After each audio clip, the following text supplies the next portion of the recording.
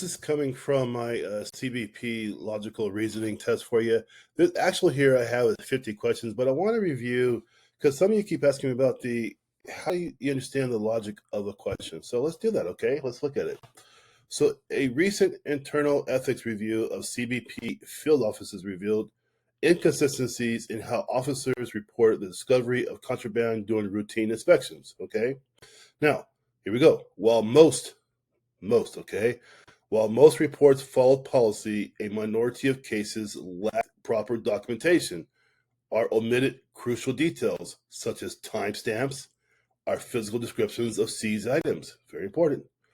Supervisors cited factors such as time pressure, understaffing, and unclear reporting templates as contributing causes. So, in response, CBP headquarters issued revised guidelines and scheduled mandatory refresher training for all field agents. Okay, so mandatory, all, there we go. Okay.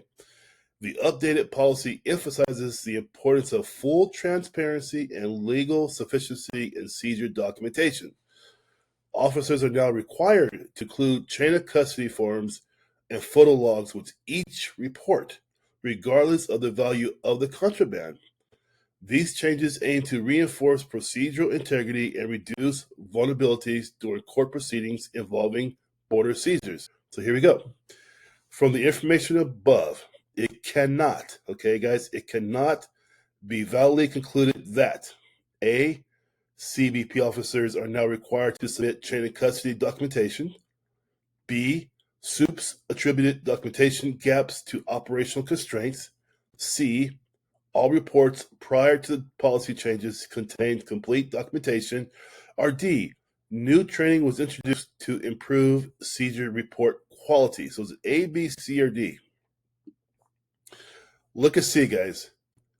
It cannot be validly concluded. So this part here, C is the answer. All reports prior to the policy change contain complete documentation. Well, of course not. It can't be validly concluded, right? That's part of the logical reasoning, guys. It's like taking out the three that do make sense and the one that doesn't, or vice versa, right? That's what you're going to do, of course, okay? Let's try it over here. Here we go. Let's do this one here. What's a good one here for you? I like this one here, actually. 49 is a good one. The doctrine of acta non verba, actions not words, is emphasized in CBP training as officers are expected to assess threats based on behavior, not verbal assurances alone, okay? Listen carefully. Behavior, not just verbal assurances, okay? The standard is especially critical at primary inspection points, where deceptive travelers often rely on confident demeanor and rehearsed responses to mask illicit intentions. So what they're telling you here, bad actors are learning how to act normal even though their intentions are bad, okay? Here we go. Now, you guys, officers are trained to prioritize observable conduct such as hesitations, avoidance behaviors, and mismatched documentation as indicators warranting referral to secondary inspection. Let's keep on going. In one internal review, it was found that officers who relied heavily on verbal affirmations rather than behavioral cues were most likely to miss smuggling attempts or visa fraud cases. So, okay, listen, guys. This says so far, if you rely just on the verbal cues from the person rather than also using their behavioral cues as well, you're probably going to be wrong a lot of times, okay? Here we go.